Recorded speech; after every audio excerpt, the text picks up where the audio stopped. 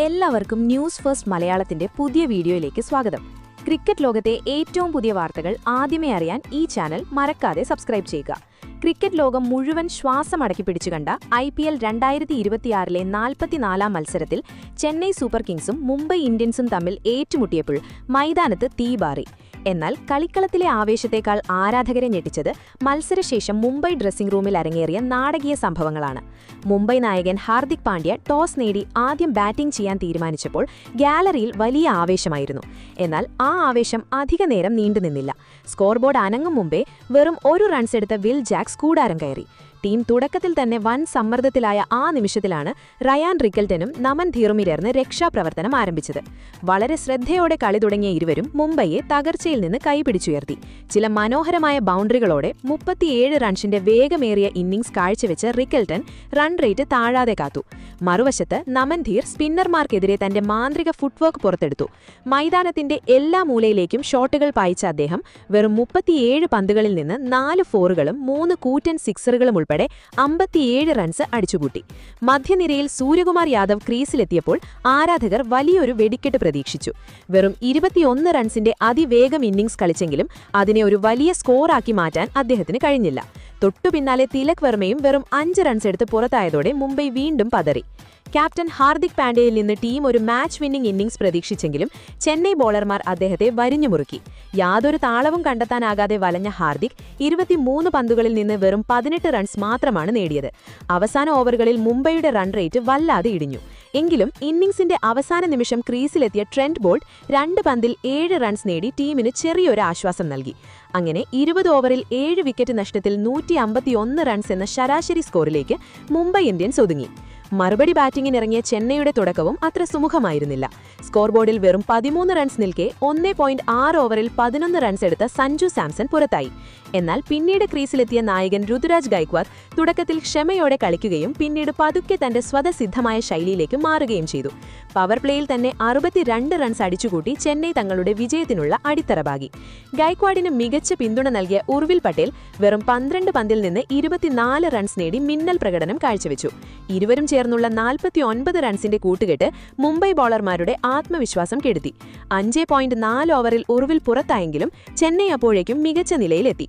പിന്നീട് വന്ന കാർത്തിക് ശർമ്മ ഗൈക്വാഡുമായി ചേർന്ന് അപരാജിതമായ 98 റൺസിന്റെ കൂട്ടുകെട്ട് പടുത്തുയർത്തി. 47 പന്തിൽ നിന്ന് 67 റൺസ് നേടി പുറത്താകാതെ നിന്ന ഗൈക്വാഡിന്റെ ക്ലാസിക് ഇന്നിംഗ്സിന്റെ പിൻബലത്തിൽ 18.1 ഓവറിൽ വെറും 2 വിക്കറ്റ് നഷ്ടത്തിൽ 160 റൺസിന്റെ വിജയലക്ഷ്യം ചെന്നൈ അനായാസം മറികടന്നു. പരാജയത്തിന്റെ ഭാരം പേറി ഡ്രസ്സിംഗ് റൂമിലെത്തിയ മുംബൈ ഇന്ത്യൻസ് ക്യാമ്പിൽ വലിയൊരു ഭൂകമ്പം തന്നെയാണ് പിന്നീട് സംഭവിച്ചത്. തുടർച്ചയായ തോൽവികളിൽ കടുത്ത നിരാശയിലായിരുന്ന നായകൻ ഹാർദിക് പാണ്ഡ്യയുടെ നിയന്ത്രണം നഷ്ടപ്പെട്ടു.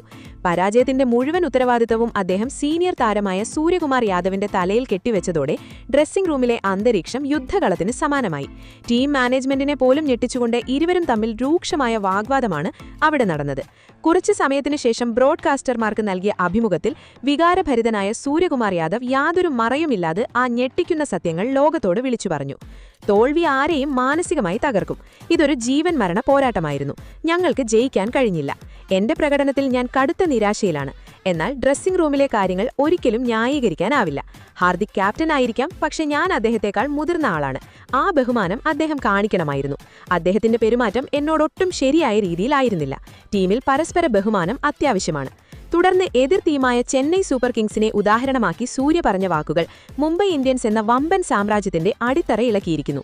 സഞ്ജു സാംസന്റെ തന്ത്രങ്ങളെയും ചെന്നൈയുടെ ഒത്തൊരുമയെയും വാനോളം പുകഴ്ത്തിക്കൊണ്ട് സൂര്യ പറഞ്ഞു, നിങ്ങൾ ചെന്നൈ ടീമിനെ ഒന്ന് നോക്കൂ. ഇന്നലെ സഞ്ജുവിന്റെ തന്ത്രങ്ങൾ അവിടെ എത്ര മനോഹരമായാണ് ഫലിച്ചത്. സഞ്ജുവും ഋതുരാജൻ ചേർന്ന് പടുത്തുയർത്തിയ ആ കൂട്ടായ്മയാണ് യഥാർത്ഥ ടീം വർക്ക്. സഞ്ജു പെട്ടെന്ന് ഔട്ടായെങ്കിലും പുറത്തുനിന്ന് അദ്ദേഹം നൽകിയ പിന്തുണയും ഋതുരാജുമായുള്ള ആ ഒത്തൊരുമയുമാണ് അവരെ വിജയത്തിലെത്തിച്ചത്. ഒരു ടീം എങ്ങനെ ഒറ്റക്കെട്ടായി നിൽക്കണം എന്നതിന് ഏറ്റവും മികച്ച ഉദാഹരണമാണ് അവർ. നിർഭാഗ്യവശാൽ അത്തരമൊരു ഐക്യവും പരസ്പര പിന്തുണയും ഇവിടെ മുംബൈ ഇന്ത്യൻസിൽ എനിക്ക് കാണാൻ കഴിയുന്നില്ല. ക്രിക്കറ്റ് ലോകത്തെ ഒന്നടങ്കം സ്തബ്ധമാക്കിക്കൊണ്ട് സൂര്യ തന്റെ വാക്കുകൾ അവസാനിപ്പിച്ചത് മറ്റൊരു വലിയ ബോംബ് പൊട്ടിച്ചുകൊണ്ടാണ്. അദ്ദേഹം ഈ വിഷയങ്ങൾ മുംബൈ ഇന്ത്യൻസ് ഉടമ നിത അംബാനിയുമായി സംസാരിച്ചുവെന്നും വ്യക്തമാക്കി. ഞാൻ നിത മാമുമായി സംസാരിച്ചു കഴിഞ്ഞു. ഇനി എന്താണ് സംഭവിക്കാൻ പോകുന്നതെന്ന് എനിക്കറിയില്ല. എന്നാൽ ഇതേ അന്തരീക്ഷമാണ് ടീമിൽ തുടരുന്നതെങ്കിൽ ഒരുപക്ഷേ ഇത് മുംബൈ ഇന്ത്യൻസിലെ എന്റെ അവസാന സീസണായിരിക്കും.